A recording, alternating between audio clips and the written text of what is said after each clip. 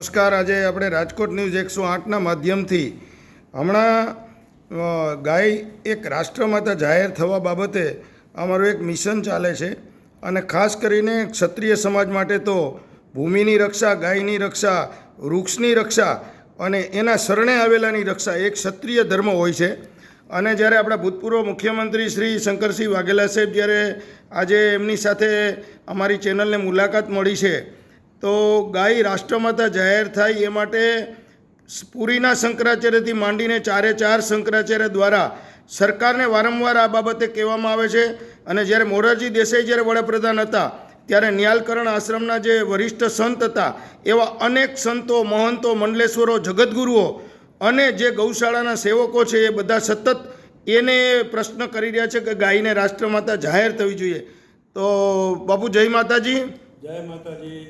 બસ અમારો જે સંકલ્પ છે કે ગાય જે છે એ વિશ્વની માતા છે એવું જાહેર થાય એ માટે આપની અનુમોદના અને આપના આશીર્વચન અને સમાજને આનાથી પ્રેરણા મળે અને આ બાબતે વિચારધારા આગળ વધે એ બાબતનો અમારો એક સંકલ્પ રહેલો છે। જો સ્વાભાવિક છે કે અમે તો ગૌ બ્રાહ્મણ પ્રતિપાદ એટલે ગૌ માતાના પ્રેમીઓ હોઈએ, બહુ સ્વાભાવિક છે। ગાયને રાષ્ટ્રીય પશુ તરીકે, માતા તરીકે જાહેર કરવી જોઈએ, સરકારની જવાબદારી છે। ગાયના માટે મતની માગણી કરાય, ગાયો માટે પ્રજાની લાગણી ઉશ્કેરાય, ગાયોની કતલ કરતા હોય એવા કારખાનાઓવાળા પાસેથી ભાજપની સરકારે કરોડો રૂપિયા પાર્ટી ફંડ લીધું હોય, દેશમાં માંસની નિકાસ, ગૌ માંસની નિકાસ વધતી હોય, વર્લ્ડ રેકોર્ડ તરફ આગળ વધતી હોય, એવી સરકાર પાસે અપેક્ષા રાખીએ એટલે સ્વાભાવિક પ્રોબ્લેમ થાય। આ બધા જે છે એ ખાલી યુઝ એન્ડ થ્રોવાળા લોકો છે। ગાય માતા માટે લાગણી કે પ્રેમ અલગ વસ્તુ છે, ગાયને મત તરીકે ઉપયોગ કરવો એ અલગ સવાલ છે, અને ગાય વંશની કતલ કરવાવાળા લોકો પાછી ડોનેશન લેવું પાર્ટીઓએ એ અલગ સવાલ છે। પ્રજાએ સમજવાનું છે કે સાચી વસ્તુ આમાં કઈ છે, કોણ છે ગૌપ્રેમી સાચા।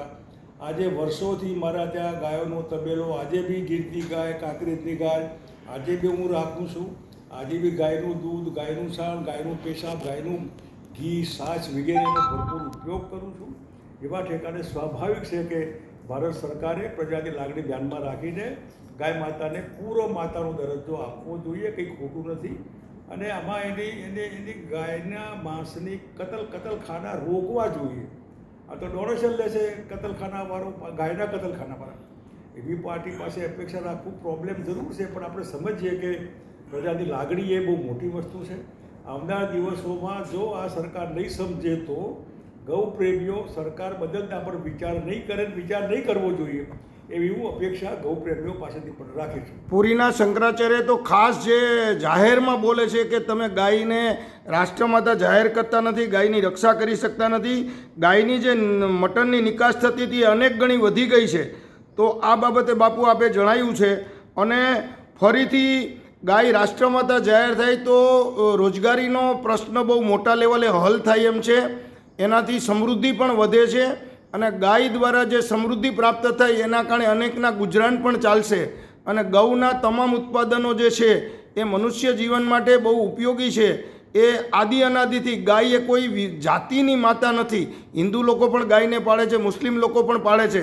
તો બાપુ સર્વ જ્ઞાતિને આમાં કોઈ દિવસ વાંધો ના હોઈ શકે, હજુ પણ થોડુંક સરકારને આ બાબતે ધ્યાનમાં આવે એ માટે અમે ઉપર સુધી આ વાતને ગૌપ્રેમીઓ સુધી મોકલીશું। તો એ માટે જણાવશો બાપુ। આમાં હિન્દુ મુસલમાન નથી, ગાયની મારી વ્યાખ્યા જેના શરીર ઉપર ખૂંદ હોય, HF કે જર્સી, એને હું ગાય ગણતો નથી।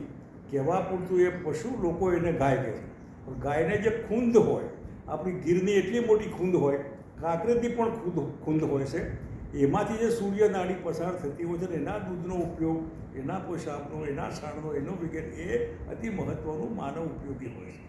એટલા માટે એવી ગાય જેને ખૂંદ હોય એ ગાય એ સાચી ગાય, અને એ ગાયને માતાનો દરજ્જો મળે એ સરકારે દેશની એક રોજગારીમાં પૂરક બને। ગાય એ જન્મેથી મૃત્યુ પામે ત્યાં સુધી માનવ જાતના ઉપયોગમાં આવતી હોય। સાયન્ટિફિક પ્રૂવ થઈ ગયું છે ગાયનું છાણ, ગાયનું મૂતર, ગાયને સ્પર્શ કરવો એ પણ એવા ઠેકાણે આપણે અપેક્ષા રાખીએ કે પૂર્વના શંકરાચાર્ય મહારાજશ્રીએ જે બીડું ઝડપ્યું છે એમાં એમને સફળતા મળે અને જનતાનું દબાણ એવું ઊભું થાય સરકાર ઉપર કે જેને આપણે બધાની લાગણી સરકારે માન્ય કરવી પડે. અમારી ચેનલ તરફથી ભૂતપૂર્વ મુખ્યમંત્રી શંકરસિંહજી વાઘેલા સાહેબનો હું અંતઃકરણપૂર્વક આભાર માનું છું. સૌ ગૌપ્રેમીઓ, સર્વ લોકો, આ કોઈ જ્ઞાતિનો, આ કોઈ ધર્મનો કે કોઈ આ પાર્ટીનો વિડીયો નથી. આનો હેતુ બિલકુલ કોઈ મતદાન કે મત વિરુદ્ધ, સરકાર કે સરકાર વિરુદ્ધ એવો કોઈ પણ એજન્ડા નથી. માત્ર ગાય જે છે એનું રક્ષણ થાય. અને જે લોકો કતલખાને મોકલે છે એ જો સંવિધાનની અંદર જો ગાયને રાષ્ટ્રમાતા જાહેર કરવામાં આવે તો કાયદાકીય પણ એને રક્ષણ મળે.